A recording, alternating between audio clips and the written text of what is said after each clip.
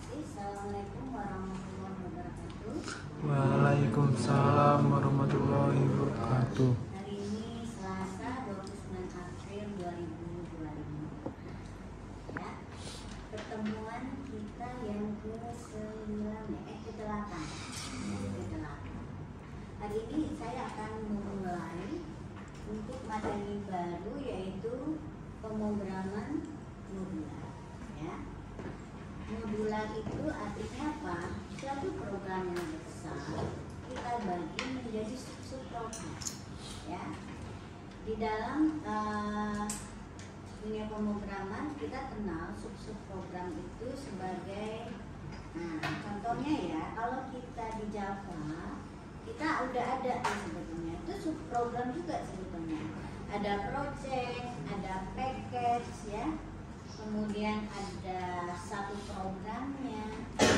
Jadi untuk aplikasi yang sangat besar biasanya satu project itu bisa terdiri dari beberapa paket, di mana satu paket bisa merupakan kumpulan ya program, file program yang melakukan atau menghandle fungsi-fungsi, kelompok fungsi tertentu. Nah, di sini yang akan kita bahas bukan soal packetnya ya, pemrograman modular yang lebih detail lagi, yaitu pada level satu file program gitu ya, dimana nanti yang modularnya ini levelnya adalah prosedur atau fungsi. Ya. Kita masuk dulu ke, saya bacakan dulu aja ya teorinya. Ini kenapa nggak nulis?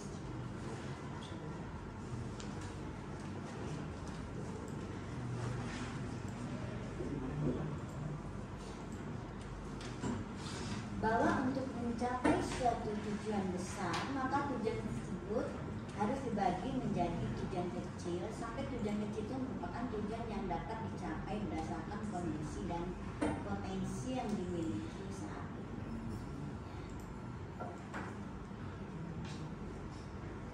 Ini sebetulnya mirip juga ya dengan cara kita menyelesaikan suatu permasalahan. Ya, biasanya permasalahan itu kita bagi-bagi ya pada unit-unit. Silakan masuk.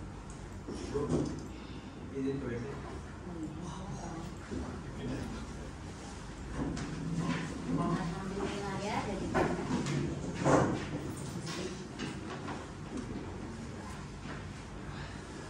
sebetulnya ini istilahnya lebih kepada bagaimana kita mengelola atau memanage ya, manajemen dari sumber source code-nya nanti ya. Nah, di sini atau ini sekaligus representasi dari cara kita melakukan abstraksi, dan lalu hal yang besar itu kita bagi-bagi ya menjadi bagian-bagian yang kompak ya untuk setiap unit ya. Oke, di sini istilahnya baru muncul modular programming ya, dengan ada istilah di awalnya, ada yang disebut dengan subroutine ya, kemudian ada modul, ada prosedur atau fungsi. Intinya adalah source program tersebut kita bagi-bagi, kita kelompokkan sesuai dengan tujuan atau fungsinya ya. Misalnya gini, ada program A, di mana program A ini bisa kita bagi berdasarkan ya sub program ya. Kita kelompokkan 3 dulu, lalu yang lain mungkin bisa dibagi lagi dan seterusnya. Ini yang disebut dengan modularitas ya. Contohnya gini ya, suatu program ya yang tidak dibagi dengan subprogram biasanya sekuensialnya kelihatan seperti ini gitu ya. tidak ada pembungkusan dalam bentuk subprogram, ya. Yang seperti ini, ya, pada prakteknya sering membuat program kita itu tidak efisien. Tidak efisien, contohnya gini, ya. Prosedur untuk mencetak nilai, ya, ini kita ulang nih sebanyak 4 kali, ya.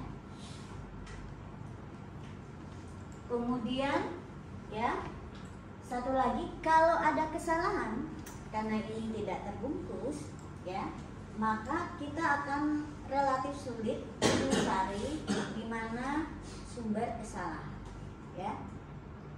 Karena apa? Ini tidak ada bungkus, jadi ibaratnya kayak kita cari buku, ya, di suatu meja yang banyak sekali barangnya, ya, suatu benda, meja banyak sekali barang. Kita mencarinya harus satu-satu, kan, karena dia bisa ada di manapun.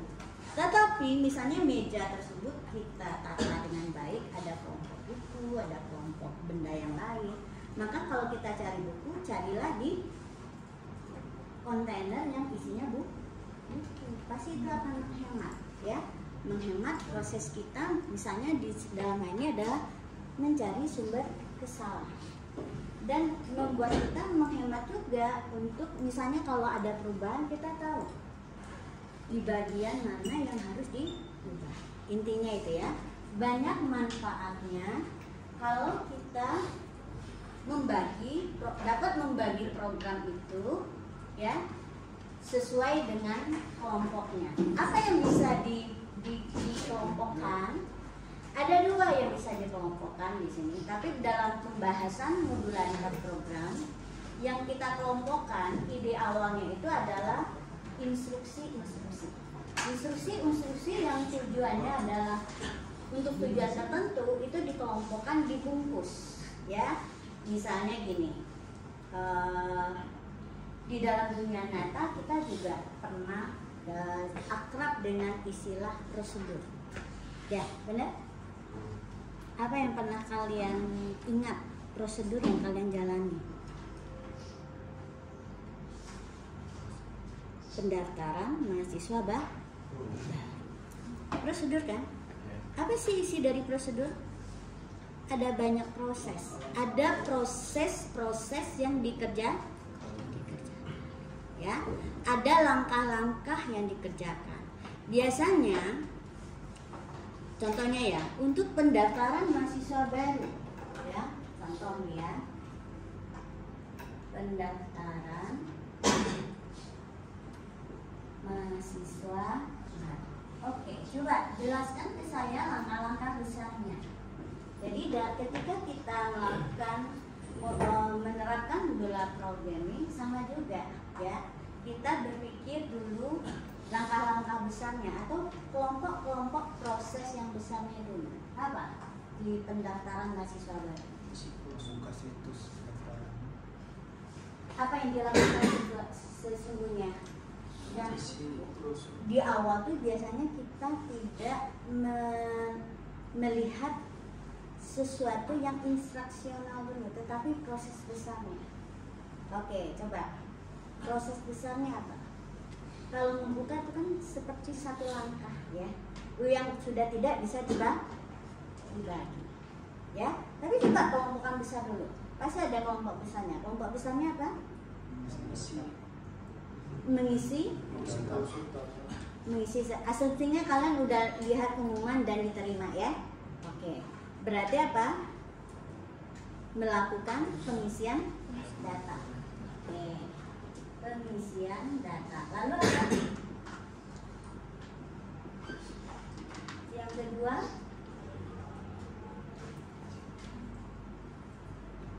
pembayaran SPP kapan? Mendaftar dulu?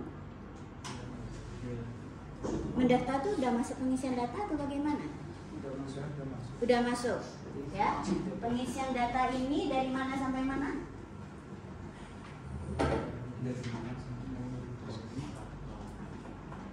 Ke prodi kan waktu ini ujian. Ini asumsi udah diterima nih, ya. Registrasi. Nah, tahapan registrasinya, ya. Registrasi. biar lebih ini lagi. Registrasi dimulai dari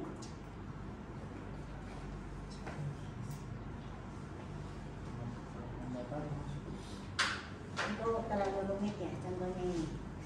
Sebetulnya kan ini sesuatu yang sudah dijalani. Registrasi, seingat saya adalah kalau saya dulu masih pakai formulir kertas, ya. Jadi kita membawa prasyarat. Ada? Apa aja prasyaratnya? KK, ya. Di sini ada prasyarat ya, prasyarat, KK, KTP, akte,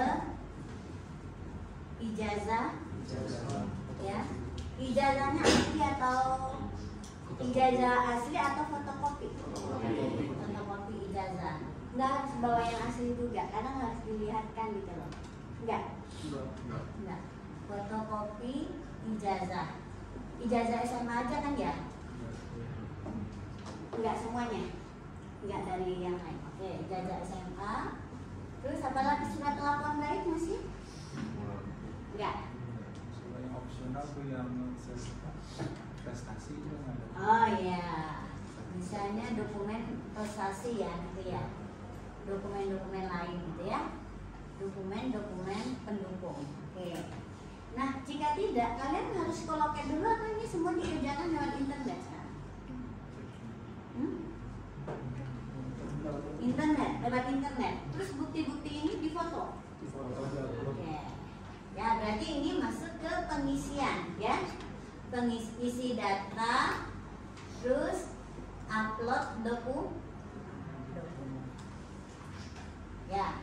Kemudian apa outputnya? Informasi apa? Informasi registrasi.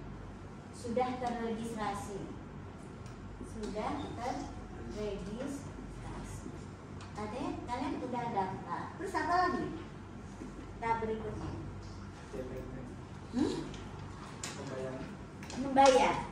Nah, pembayaran SPP, pembayaran ya. Pembayaran apa istilahnya sekarang? DPP. DPP ini masuk dengan SPP ini? DPP itu SPP. Nah, DPP dan SPP. Ada DPP itu SPP. Oh, soalnya udah beda dengan istilah saya zaman dulu. Apa sih kepanjangan DPP ini? Oh iya dulu. Begitu disingkat kita udah tahu tapi nggak tahu ya. Kayak saya juga SPP apa ya dulu ya, singkatan dari apa juga saya lupa. Oke ya, pembayaran DPP. Terus ini hasilnya apa? Bukti kwitansi. Outputnya bukti kwitansi. Terus apa lagi?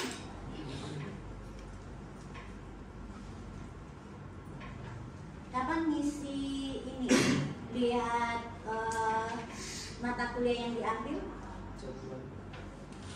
Dia kan otomatis ya, semester 1 itu kan paket kan, keluar nggak langsung KHS istilahnya, kartu rencana KRS langsung keluar, kartu pembayaran DPP langsung keluar KRS-nya, enggak? Masih ada jarak pembayaran.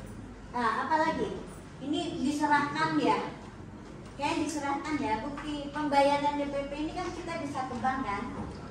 Terus kalian antri lagi nggak untuk mendapatkan dicetakkan KRS-nya? Enggak? Gimana? Hah? Rasa apa? Oh, kalian nggak dicetak lagi ya KRS-nya ya? Langsung online semua? Ini beda sekarang. Tapi istilahnya gini, jadi bukti kwitansi langsung keluar KRS. Tapi apa ya, istilahnya online semua ya, buktinya digital semua. Oke, kira-kira dengan ini terus apa? Kalian akan diberitahu assignment ya terhadap untuk perkuliahan ya, kelas mata kuliah dan ke kelas, mata kuliah kelas jadwal. Mata kuliah kelas ya dan jadwal. Ini barengan? Enggak ya? Biasanya enggak, karena ini butuh waktu bagi prodi untuk menyiapkan tahu berapa kelas yang harus dipelajari ya, dan mahasiswa masing-masing dialokasikan pada kelas. Nah, kira-kira ini ya,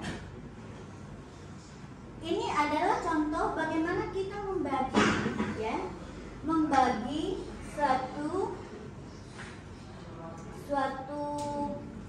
permasalahan proses yang besar, kita bagi-bagi menjadi bagian yang lebih kecil. Tapi ini terintegrasi ya, terkelompok berdasarkan fungsionalitas tertentu.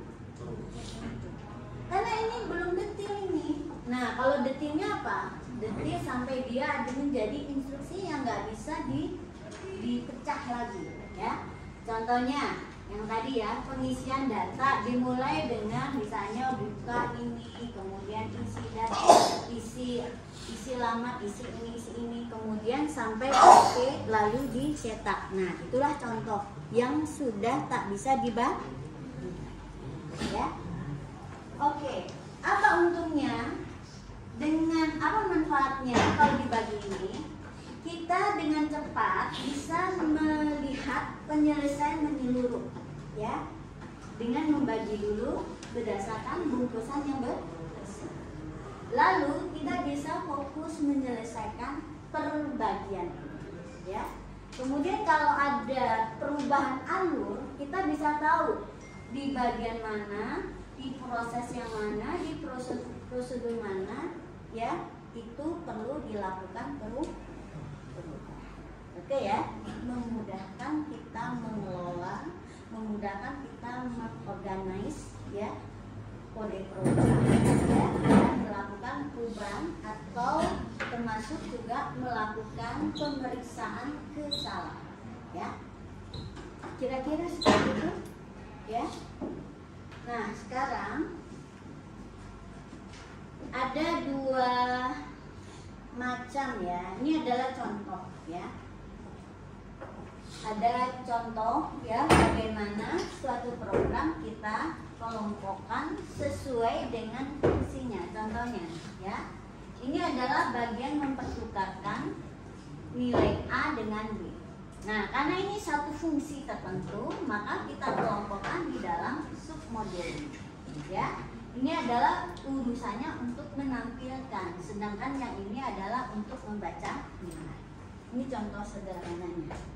Beda antara kita kelompokkan dalam modul dengan tidak ya. Nanti kita akan belajar ada dua jenis ya di dalam pemrograman yang sekarang. Ada dua jenis submodul. Yang pertama adalah prosedur, yang kedua adalah fungsi.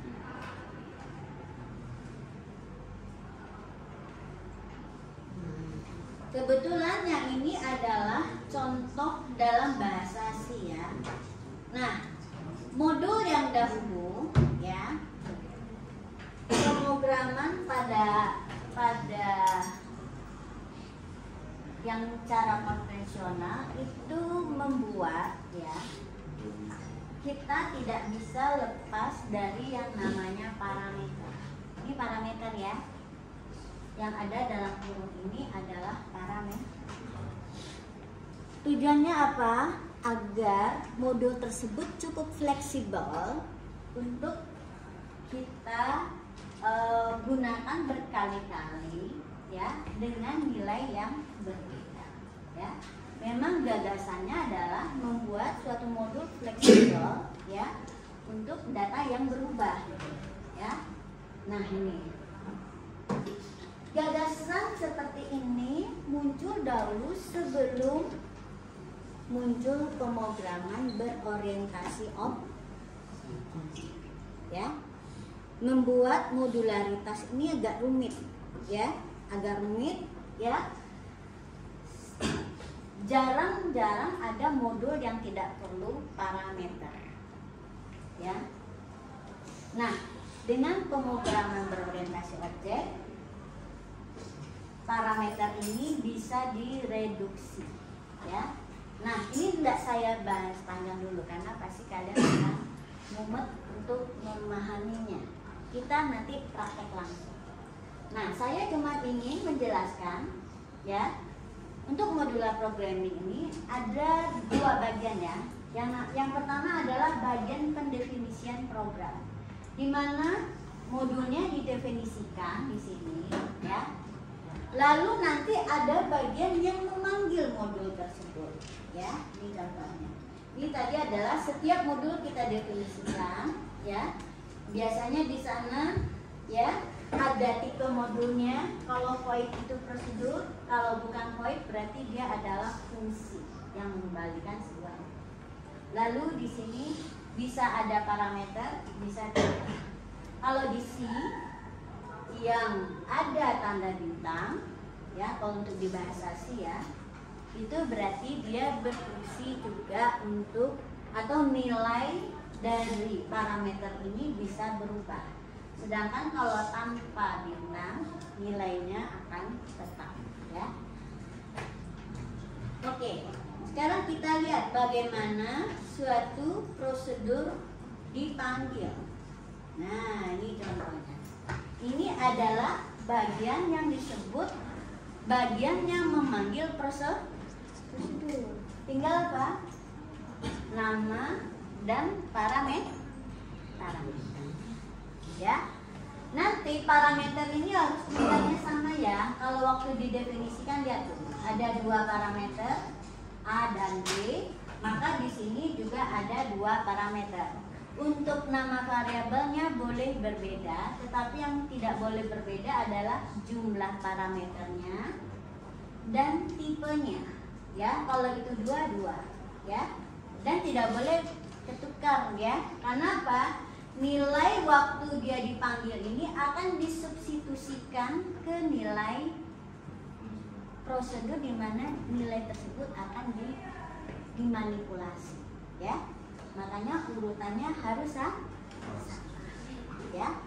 Oke, itu saja. Sampai di sini mudah-mudahan paham. Kita lanjut ke contoh program aja, ya. Dia nggak rumit-rumit. Jadi ada apa?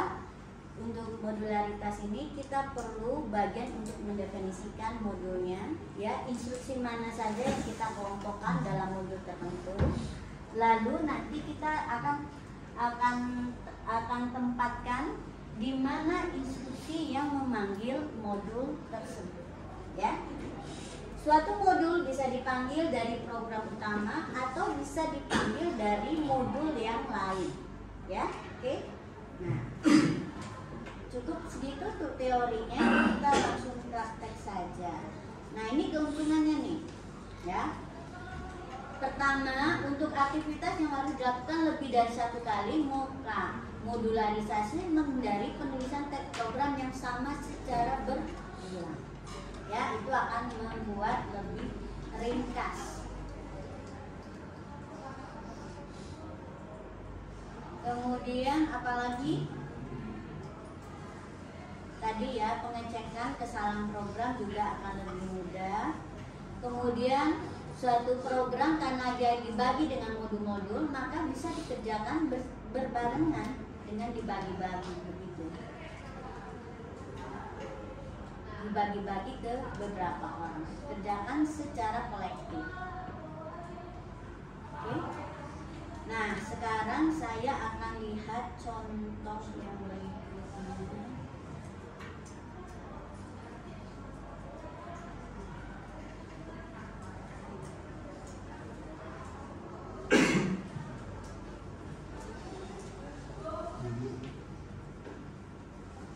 Ya, prosedur dulu.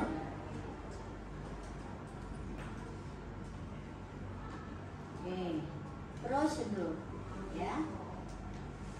Ini tadi, ya, dicontohkan nih. Jadi prosedur ini juga sudah ada di dalam istilah keseharian kita, ya.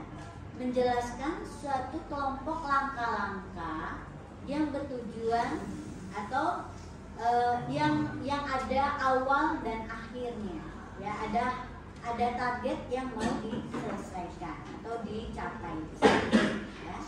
Nah, itulah yang namanya prosedur.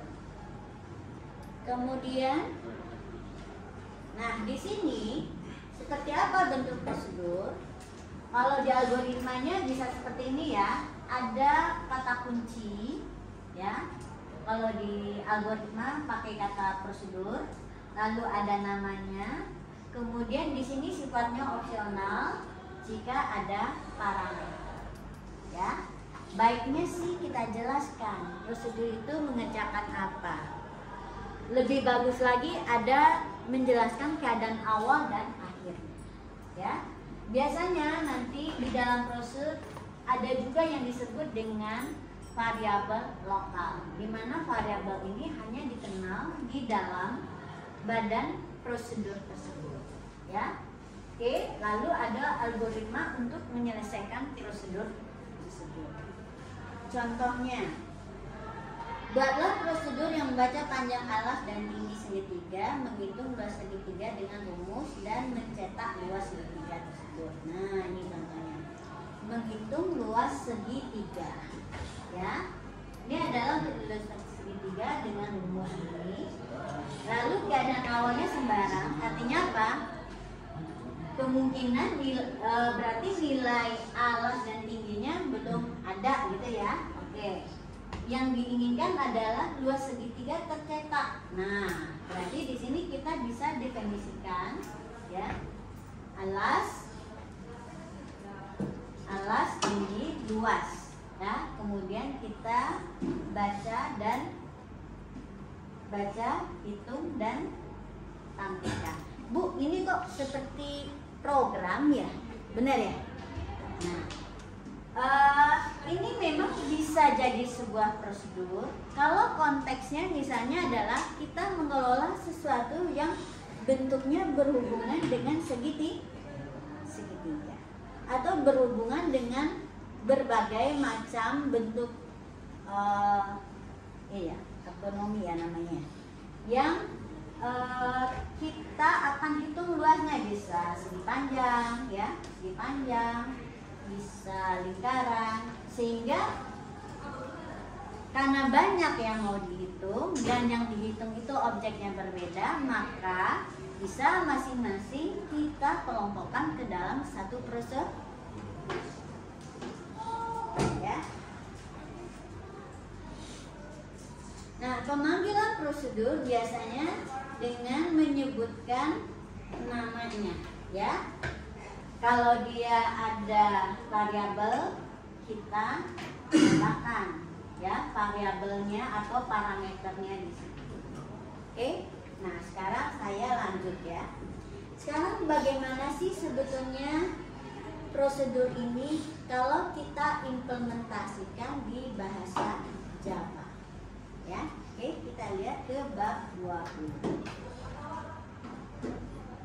Jadi tadi ada nama global ya. Nama global adalah nama yang variabel global yang didefinisikan atau dideklarasikan di program utama. Sedangkan variabel lokal itu adalah variabel yang kita definisikan di dalam prosedur. Variabel lokal hanya dikenali di dalam prosedur, ya. Oke. Ini ya, sekarang saya mau ambil langsung aja contoh untuk bab 20. Nggak usah lah, ya. Saya buat oke, ya. Ini kelas apa? A. Oke, A ya. Ini ya. Kita ambil satu report, ya. Kenapa saya memulai dengan record?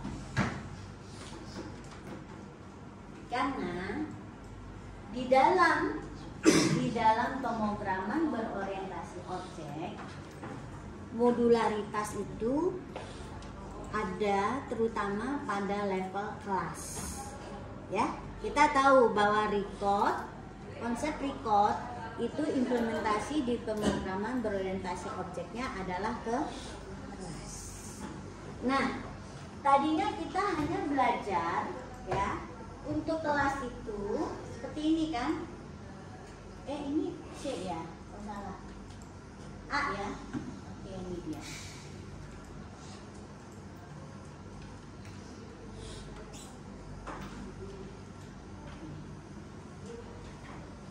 Untuk kelas, nah ini ya. Oke. Di sini sesungguhnya yang baru terbungkus itu adalah recordnya, datanya. Nah, dalam pemrograman berorientasi objek, ya, yang tadinya record dan fungsi-fungsi yang menghandle data dari sebuah objek record itu terpisah. Nah, dalam pemrograman berorientasi objek disatukan, ya, disatukan dalam bungkus kelas. Nah, contohnya ini, karena ini adalah public static void, berarti itu bukan prosedur atau fungsi milik kelas ya. Ini kita bisa lihat dia adalah sesuatu yang terpisah. Bisa saya contohkan di sini ya.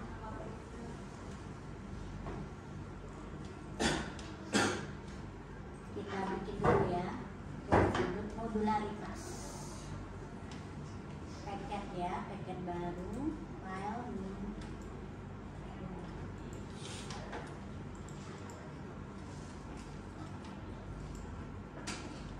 Modular.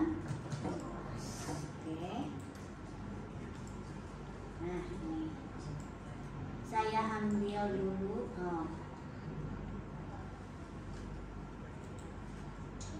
Ya. Modularitas. Saya copy aja ini.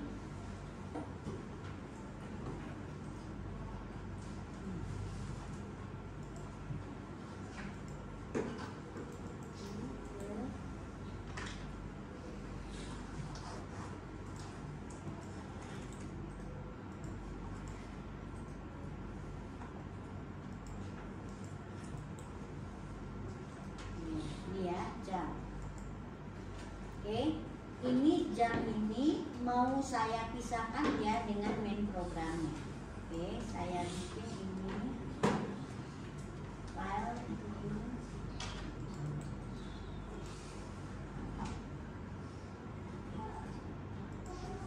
Namanya main jam. Ya. Oke.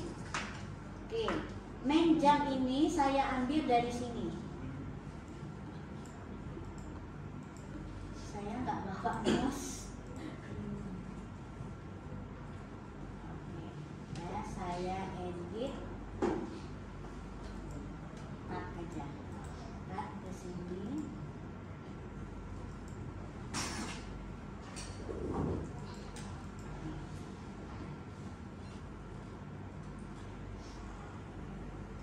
Ya, saya ingin membuktikan ya bahwa main jam ini kan letaknya di file yang terpisah. Apa nama filenya? Main jam. Sementara record jam kita definisikan di mana? Di kelas jam, ya. Nah, ini akan dikenali ya. Jam akan dikenali ya dari sini. Oke, saya cobakan dulu ya. Ini jam seperti ini. Tidak ada main program ya. Coba kita eksekusi, bisakah kira-kira? Tidak bisa karena tidak ada instruksi yang dijalankan.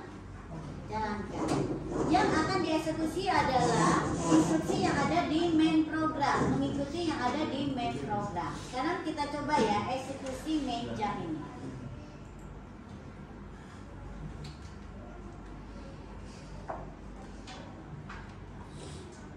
Nah, bisa ya? Bisa. 2367. Dia berulang ya, karena salah. 5478 ini akan berulang 34. Oke? Ya. Jadi di sini saya menekankan bahwa di Java cara kita membungkus data dalam record itu, implementasinya di Java itu adalah dengan kelas, didefinisikan sebagai kelas, dimana yang kita definisikan di sana itu bukan variabel ya, tapi istilahnya atribut atau field dari objek ya, oke, bukan variabel. Nah, di main program, main program ini apa? Karena di Java semua harus dibungkus ke dalam kelas, oke lah ya. Tapi di sini kita lihat ya, ini kelasnya kelas kosong aja ya. Yang ada di sini hanya main program. Nah, A itu kita sebut sebagai apa? Variabel yang bertipe objek jam. Nah, ternyata boleh ya objek kelas jamnya didefinisikan di kelas ya, di luar kelas yang mendefinisikan tipe tersebut. Boleh ya. Biasanya selama dia ada di dalam satu paket ya. Selama ada dalam satu paket. Oke. Nah, ini kita belum sebut ini sebagai fungsi ya atau prosedur, tetapi ini adalah main program. Sekilas dia mirip ya, dimana main program ini dibentuk seperti prosedur di sini ya, dengan keywordnya di depannya adalah public statement. Oke, sekarang saya mau ubah ya, bahwa jam tersebut bisa apa saja. Bisa kita definisikan di sini fungsi-fungsi yang tujuannya adalah untuk menghandle data-data atau atribut dari jam. Apa saja itu? Yang pertama membaca, ya, membaca nilainya. Oke, ya, membaca nilainya. Saya contoh ambil di sini saja.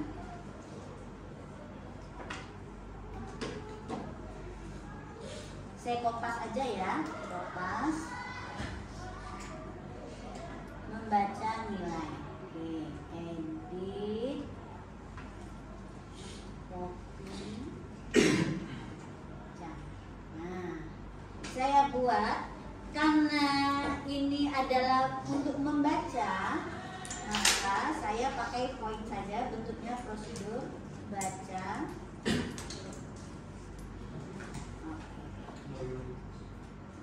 Kita pas. Nah, di sini ini nggak ada ya. Oke.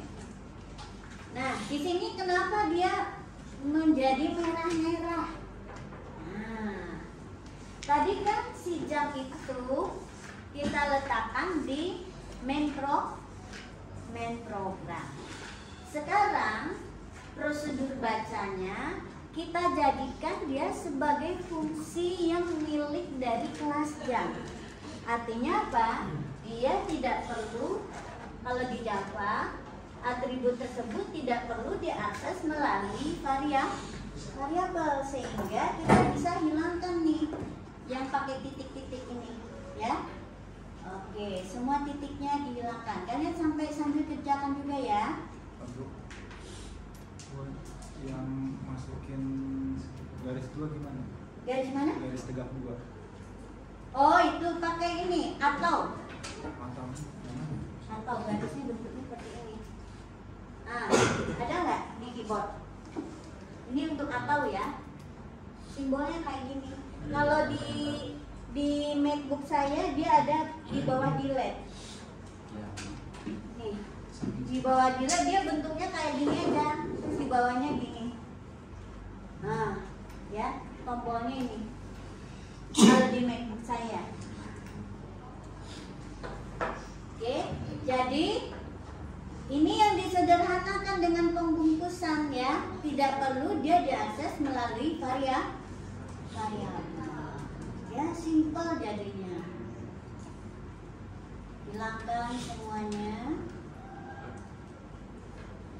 Oke, hilangkan.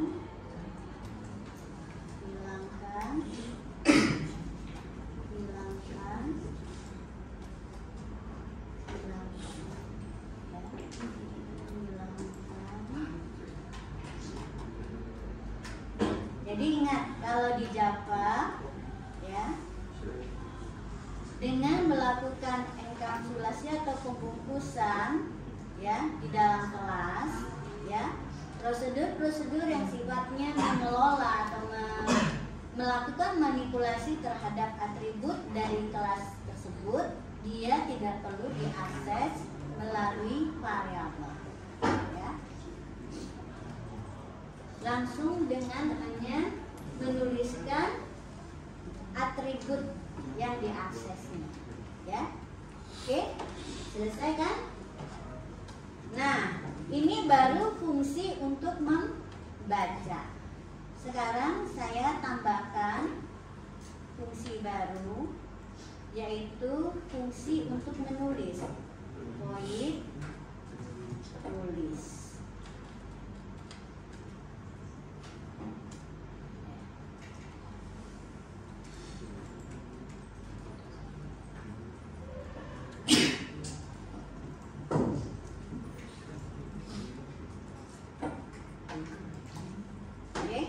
Void tulis. Apa yang dikerjakan oleh void tulis? Kita lihat image-nya. Kita pinjam saja ini, yaitu ini ya, menuliskan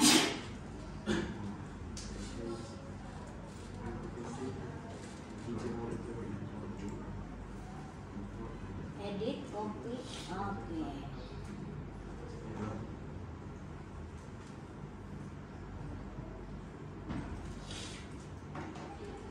Ya, kita hilangkan lagi H N. Oke, jadi jamnya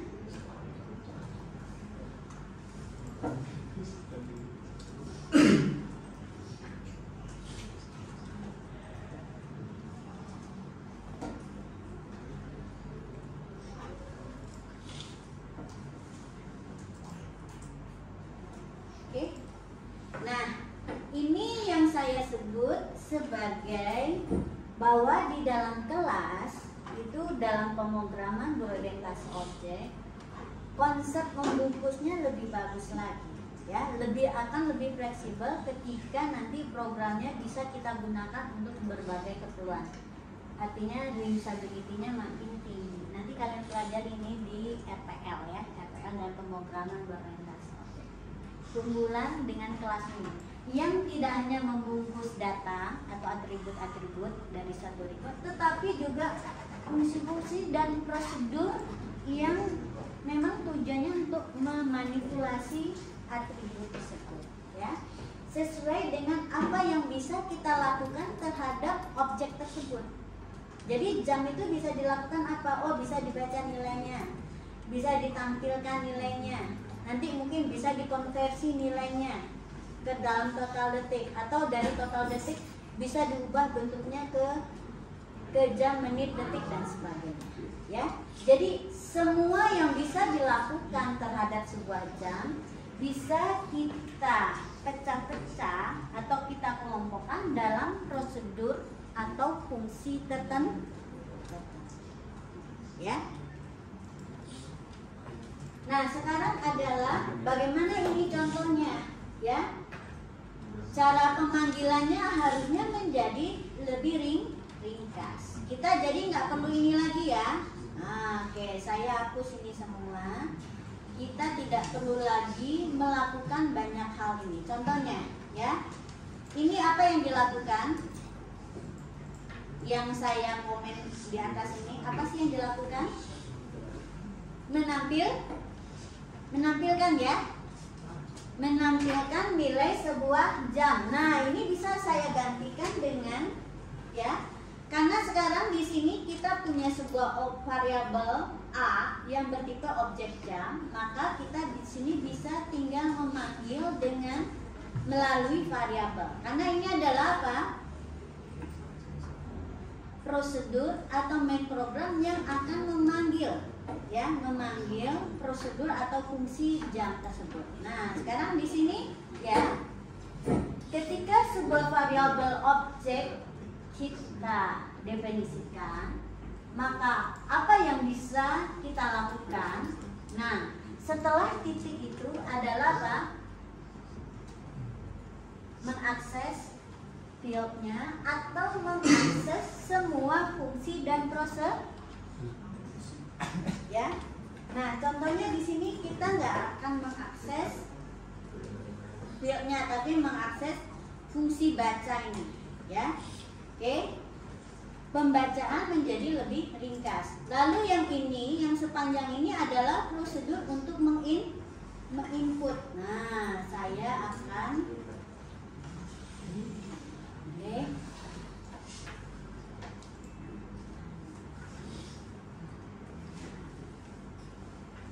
diapakan biasanya? Shift, komen. Biar jadi komen, shift, shift, slash,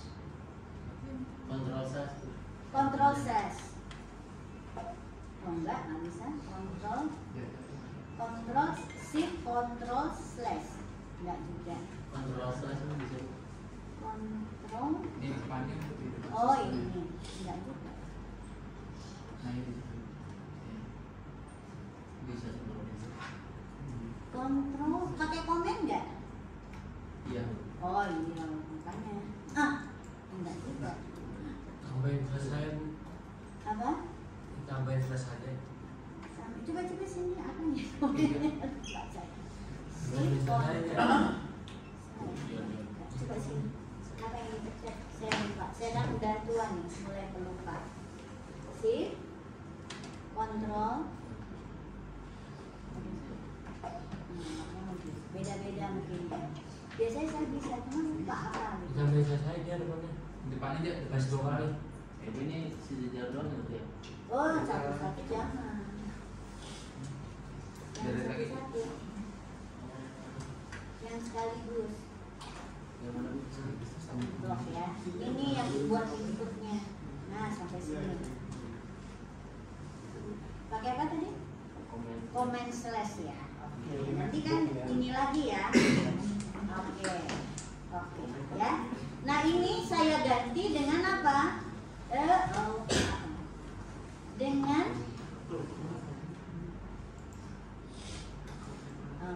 dengan memanggil fungsi a titik baca. Ringkas kan? Ya. Terus setelah itu yang ini kita ganti dengan tampil lagi. Nah, ya. Ini juga tampil lagi a titik tulis. Ya. Nah, lebih cepat ya. Jadi yang prosedur tulis di sini dipanggil 2 kali.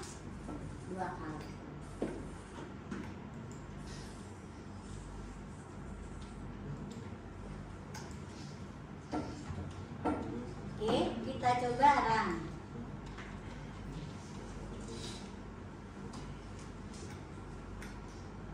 Bentar ya, saya tunjukkan dulu misalnya 57.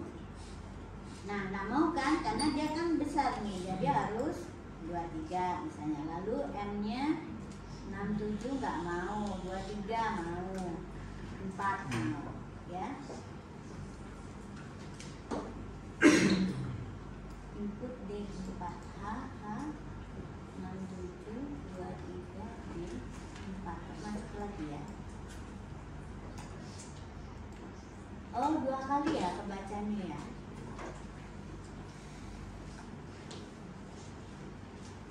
Oh, ini tadi kedua kali kebaca.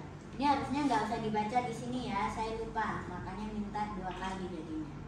Oke, ini bukan baca tapi tampil harusnya di sini. A titik tulis. Nah, tadi salah. Oke, saya ulang ya.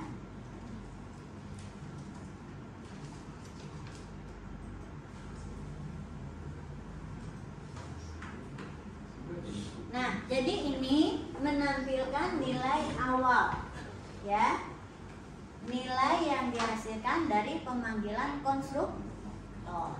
Mana yang pemanggilan konstruktor tuh? Jam A sama dengan new jam, ya. Itu pemanggilan yang mirip dengan prosedur itu yang di atas setelah mendefinisikan variabel itu namanya adalah memanggil konstruktor, ya.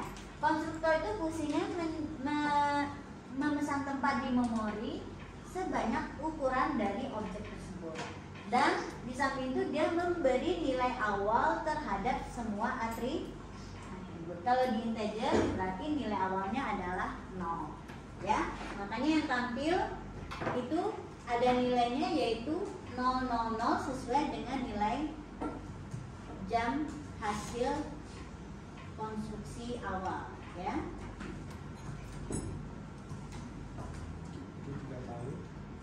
Ya, karena jamnya kan salah, ya. Sekarang ini D-nya 76 salah. Oke, ya. Oke, itu. Nah, silakan cobain dulu. Ini sekarang saya hapus ya. Tadi untuk menunjukkan bahwa ya yang tadi penulisannya panjang, kelihatan complicated, dia menjadi lebih mudah, lebih simpel, mudah dibaca. Ya.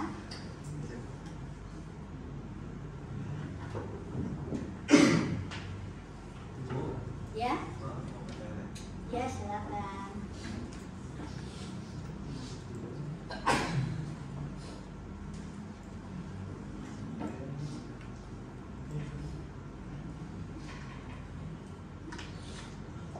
Oke, jadi ini program utamanya jadi ringan ya kelihatannya.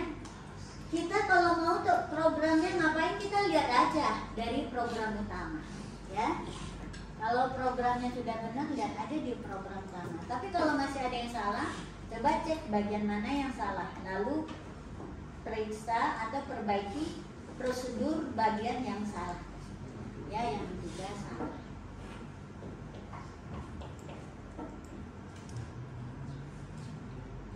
Oke, kita mulai dari sini ya.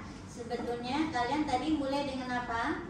Bikin file baru namanya main jam, ya. Dari main jam ini, ya, apa yang dikopikan? Yang dari Java tadi, kopikan main programnya ke main jam, ya. Yang tadi panjang, kopikan, ya. Dari jam tadi. Gimana? Hah? Dari ngetik sebelumnya belum beres. Oh, mau ngetik dari mana? Oke, contohnya gini ya. Tadi kan jamnya seperti ini ya. Oke. Nah, kalian bikin paket baru namanya modularitas. Oke. Biar setelah itu kopikan jam ini ke sana.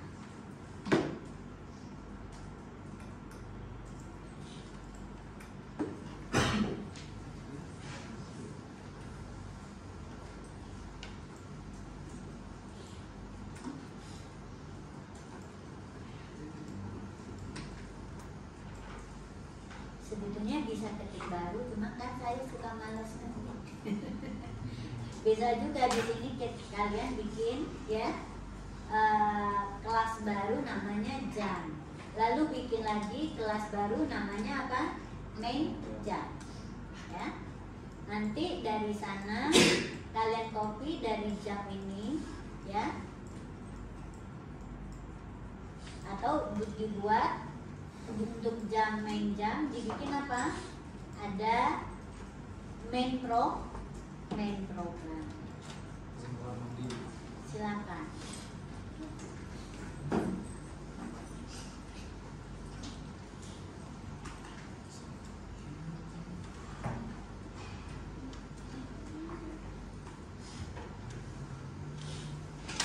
Sudah dicobakan ya? Saya mau coba pause biar nggak ini. Dari sini ya pause-nya. Oke. Nah, dari sini kita lanjutkan memanggil prosedur-prosedur ini dari main program ya. Jadi kelas jam punya 2 prosedur ya, punya 3 atribut H, M, dan D, dan di sini masih punya 2 prosedur, yaitu prosedur baca dan prosedur tulis. Nah, sekarang kita coba membuat ya main programnya. Nah, main program walaupun isinya di sini nggak ada ini cuma suatu kelas abstrak saja yang membungkus sebetulnya main program ya. Isinya main program aja. Di sini main programnya kita taruh terpisah dari jam ya. Kita coba dia taruh terpisah. Nah, apa yang perlu dilakukan di sini yaitu mendeklarasikan sebuah variabel yang bertipe jam. Ya. Sehingga kita punya variabel namanya A. Lalu kalau suatu tipe record atau tipe objek jam ini dideklarasikan, maka dia harus disertakan dengan memanggil konstruktor. Ini dia ya. Konstruktornya nih di sini. Ini adalah konstruktor, memanggil konstruktor dari jam. Nama konstruktornya sama dengan nama tipe. Oke. Nah, kalau objeknya sudah ada, maka berikutnya kita bisa coba panggil ya. Cara manggilnya gimana? Saya hapus dulu ini ya. Cara manggilnya gimana? Dia akan muncul sendiri ya. Oke. Saya mencoba misalnya menampilkan nilai awal jam dulu. Titik. Nah, jangan diketik ya, tinggal pilih di sini. Oke, ini dia baca jam ya. Bukan baca jam, saya mau tampilkan dulu nilai awalnya. Oke. Nah, ini ya. Ini adalah yang ditampilkan adalah nilai jam sebelum kita input. Nilainya apakah sudah ada? Nilai yang diinisialisasi oleh konstruktor. Contohnya kita run ya. Nah, ini hasilnya ya. Baru menampilkan nilai awal hasil konstruktor ya. Nah, sekarang kita coba dia baca. Kan tinggal manggil prosedur yang kita sudah definisikan ya. Untuk menginputkan nilai semua atribut jam itu ada di baca nih, prosedur baca. Oke, kita coba tampilkan. Run lagi ya. Oke, nilai awalnya 00. Sekarang kita coba masukkan 45, pasti nggak boleh ya. 23 bisa, 56 bisa, 90 pasti nggak bisa, dia minta ulang. Oke. Nah, di sini kan saya lupa menampilkannya, makanya dia nggak tampil ya.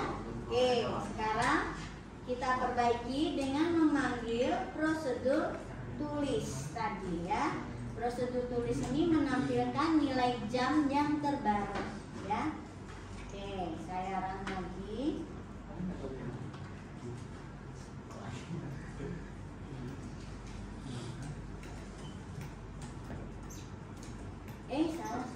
Salah di sini.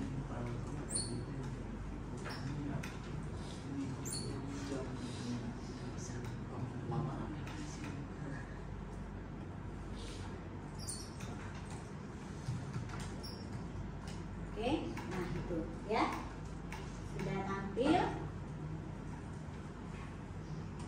Ini kenapa ya kok dia ke depan? Nah, pasti ini di mana kita perbaiki dia agar ke dalam sini. Kira-kira ada di prosedur mana ini? Nah, di prosedur apa? Bukan jam, prosedurnya.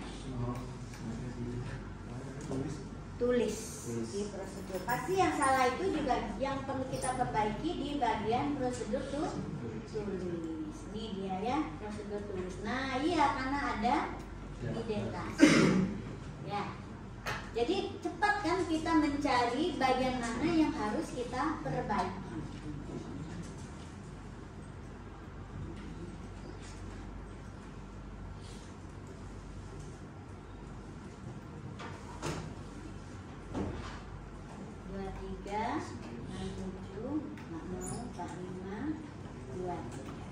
Oke ya. Nah, sekarang nih saya mau kalian coba bikin satu prosedur baru. Atau gini, buat objek baru namanya B, tipenya jam. Ya. Tambahkan objek baru ya. Namanya B. sama-sama objek jam. Tapi nilainya didapat dari menyalin nilai dari A. Lalu coba tampilkan ya. Jadi ubah ya algoritmanya. Ini kan baru A nih. Sekarang coba deklarasikan lagi sebuah objek baru namanya B, tipenya jam. Oke. Lalu salin nilai dari objek A ke objek B. Lalu tampilkan nilai dari objek B tersebut ke layar. 3 instruksi. Di mana kalian akan menempatkan instruksi ini? Apakah di jam atau di main jam? Ya, jadi ingat. Pertama, deklarasikan sebuah variabel bernama B, tipenya jam. Oke. Ya. Mana omongkannya?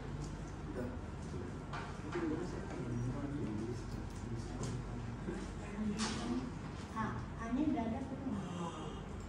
A tulis. Jam. Oh, kamu pasti diketik. Coba, aku dulu. Oke, jadi titik. Nah, dari sana ini. Kamu pakai apa tadi? Cari yang tulis. Ada nggak tulis? Berarti kamu nggak punya di jamnya tulis. Coba lihat di prosedur jam, di kelas jamnya. Di kelas jam. Oh, ini kelas jam ya? Nah, jamnya di kelas jam. Yang jam. Oh, kamu belum punya kelas jam nih, jam. Nah, kamu belum punya prosedurnya, prosedur tulisnya ada ya? Void tulis. Oke. Ya, kembali ke sana lagi. Oh, sebentar, lihat prosedur tulisnya kayaknya ada yang aneh. Oh, ya. Oke ya. Ini udah ditutup ya. Ini. Tertutup nggak? Oh iya benar. Sekarang main jam lagi. A titik ya, jangan diisikan. Pilih harus pilih sampai dia muncul. Kamu cari ke bawah. Pakai T dulu. Jadi dia ke sana. Ada? Berarti dia nggak kenal. Ya. Kamu di atas ada apa? Coba lihat. Paketnya record. Terus mainnya di sana ya. Mainnya sama dengan paket. Masih ada. Modul apa?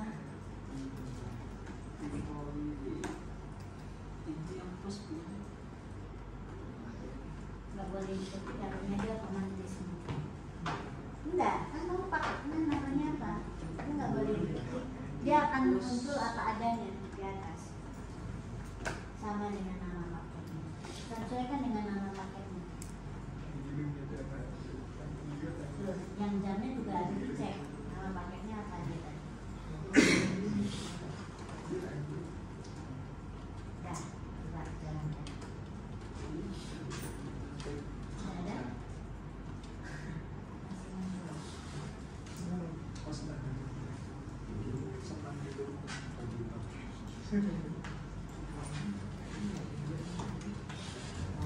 Kamu sih oprek-opreknya aduh. Hati-hati ya, jangan ubah-ubah ya. Ingat kalau di Java yang atas ini dia otomatis mengikuti dan diberikan oleh si Java ya. Program kita ada di paket mana ya, dia akan mengikuti di mana dia ditempatkan ya. Misalnya gini, ini kan jam tadi ada di paket yang record, tapi karena saya copy ke modularitas, maka dia akan otomatis diubah oleh si Java-nya ke modularitas. Saya bikin nama paketnya dulu adalah modularitas ya.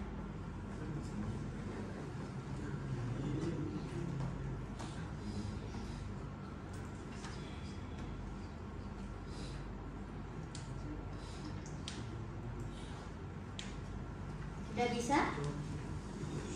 Ada yang masih masalah? Ya. Kadang-kadang itu karena kesalahan dari mengetikkan dari dua warna.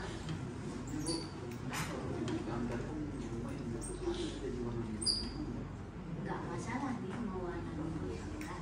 Cuma ini benar ya. Oke. Ya. Ini pakai dulu. Tapi kan nggak ada error. Oke. Errornya di sini kita coba lihat.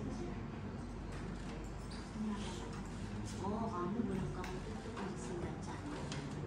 Prosedur bacanya belum berarti kamu baru tutup si was. Katakan belum merawat. Udah hilang kan? Ya. Apa?